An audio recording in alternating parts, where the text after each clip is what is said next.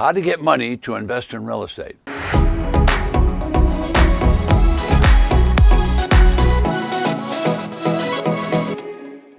Welcome back.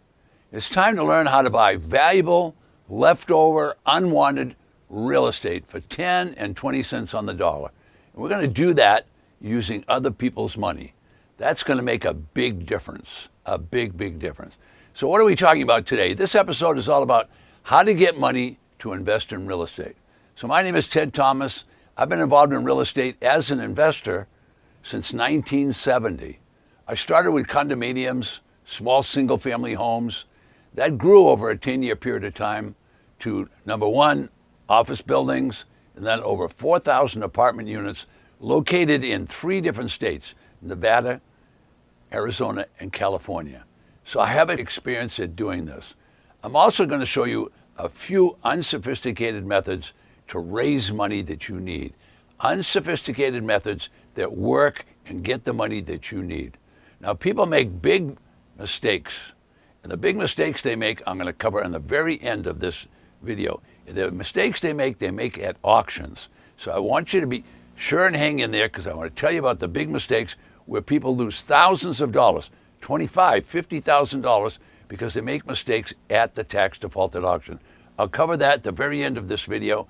I'll be right back. I'm going to show you some simple, unsophisticated ways to do this. Raising money for investments is not just Wall Street. It's not just Charles Schwab. It's not just the Bank of America. It's the small business person. It's the entrepreneur. It's the maverick investor. Small business people always need money. You need to learn how to raise money. It's not as difficult as everybody make it out to be. Now, here's the concern. People are going to go out and say, I need $35,000 or I need $50,000. I'm going to tell you right now, don't ask anybody for $35,000 or $50,000. If you do, they'll never talk to you for the rest of your life. They're going to avoid you like the plague. Why? Because you're asking something that they can't even dream about lending or giving someone else that kind of money. Now, a sophisticated investor, yes. Where you want to get your money is you want to get your money from people that know you, like you, and trust you. Now, you have to be careful raising money. The federal government has agencies, the Securities and Exchange Commission. They have their own police force. They are watching people that are trying to raise money. You place an ad in the newspaper, and you might not like the person that's knocking on your door, because that woman is going to have a little badge on her belt. She's going to have a little bulge in that jacket she's wearing, and that's probably a weapon. So think about what you're doing. You don't want to be raising money and advertising it. You do want to be raising money and talking with people that know you, like you, and trust you. If you're going to raise money from the public, you need to have a prospectus, and you need to have an attorney prepare that. There's no way I can show you how to do that. But I can show you how to get all the money you need to do little deals. Now, the Securities and Exchange, they're watching out for anybody that's raising money. They're looking for other illegal methods. They're always searching, okay? So here's some steps that are perfectly legal and can be done day in and day out. You can do a deal in and deal out. Now, don't ask people to be your partner. They don't want to be your partner. If they wanted to be your partner, they would have contacted you. All right, you want to talk about upside potential in the deals that you're going to do. Now, tax defaulted property have a ton of upside.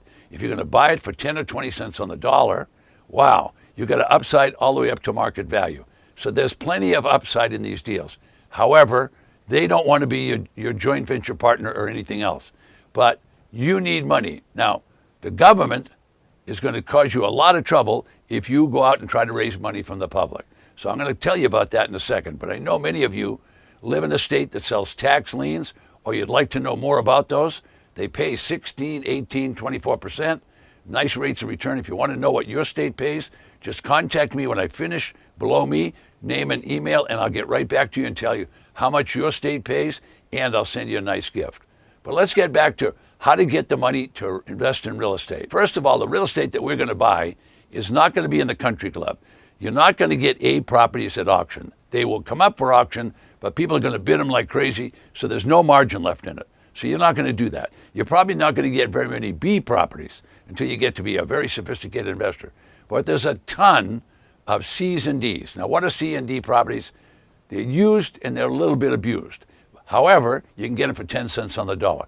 Wouldn't it be nice to get a property for 10 cents on the dollar with no mortgage? Well, how are you going to get the money to do that? All right, this is all about how to get the money to invest in real estate. Money is always available. It's the most important part of being an entrepreneur. You can get all the money you want if you'll help someone else on the way. You can get all the money you want. So now you have to change your attitude. You're not looking for a joint venture partner. You're not looking for someone to put up all the money. You're looking for people that will lend you money so you can make these deals. You're going to make the other people wealthy, not give them some minuscule amount of, well, the banks are paying 1%, so I'll pay you 7%. They don't want to hear that BS. They don't want to hear it. They'll reject you, and you'll never be able to see them again, because every time they see you, they'll go on another. So you can't advertise. You can't be stupid about what you're going to do. You need to think about what you're going to do. What does the other person want? Change your mindset. They want to make money, just like you want to make money. So offer them an outrageous return, like 25% on their money. Anything less than that is not going to get their attention. Now you're about to see a school teacher that did exactly that. And she didn't go out and try to raise money from the public, which is illegal. What she did is what I told her to do. Find people that know you, like you, and trust you. All right? Now her husband's a truck driver. He's going to be away. She's got to be careful what she does, but she talks with people she knows that like her, and she borrows $5,000 to $7,000 from each one of those. You can do that with less than 10 people, perfectly legal. Don't do anything that's not legal. All right, so she wants to go to an auction. Where does she plan to go? Well, she wants to go to Seattle, Washington. Well, Seattle, Washington is King County, or it's Pierce County, or it's Snohomish County.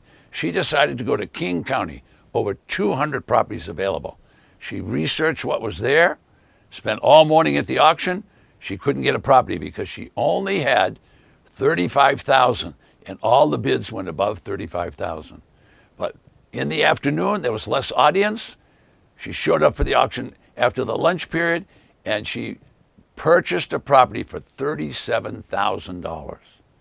Within 6 months, working with a coach, she sold that property for $134,000. Now let's get the math right here. She purchased a property for $37,000, and it was valued at $160,000. 6 months later, she sold the property. And when she did, now she had to pay everybody back. Well, that's kind of natural. Well, she sold that property for $134,000. So the first money she had to pay back was all those 5s and 7s that she borrowed from her friends that knew her, liked her, and trusted. So she gave them back their money. Now she has to give them a return. So a 25% return turned out to be another $10,000. But let's review the math. She sold the property for $134,000. She paid back $35,000 she borrowed. She paid back the interest rate, which was a whopping 25%, and she was left with about $90,000. Wow, using someone else's money. Wouldn't you be happy if you did the same thing? She went to friends. She went to people that knew her, liked her, and trusted her. All right, was it a big deal? Yes. Where was she going to make that kind of money? She doubled her school teacher salary. Wouldn't you like to double your salary? And that was on one deal, and she did all that in a 6-month period of time. All right, now I'm going to move on to other things, but before I do, I'm going to take 2 questions. The question is, should you consult with an attorney before you raise money? Well, absolutely. You can talk to an attorney. He's going to tell you, you don't go out and raise money by advertising. Don't do anything that's to the public, but you can do it with your friends and your relatives and people in your own family. That's perfectly legal. Question is, should you have a contract with the investor? Actually, you should always have a contract for anything in real estate, or in this case, you want to make sure, what if you'd made this whole deal and you made all the profit and then you passed away the next day? Well, what about those people? You don't want to see them get hurt. They knew you, they liked you, and they trusted you. So put it all on paper and make sure they're taken care of.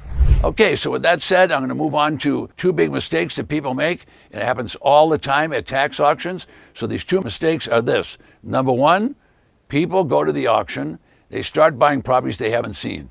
Now, you wouldn't marry the woman if you hadn't seen her. And ladies, I know you wouldn't marry the man if you hadn't seen him. Same thing with real estate. Don't buy real estate if you haven't seen it. What if there was a fire? What if there was a flood?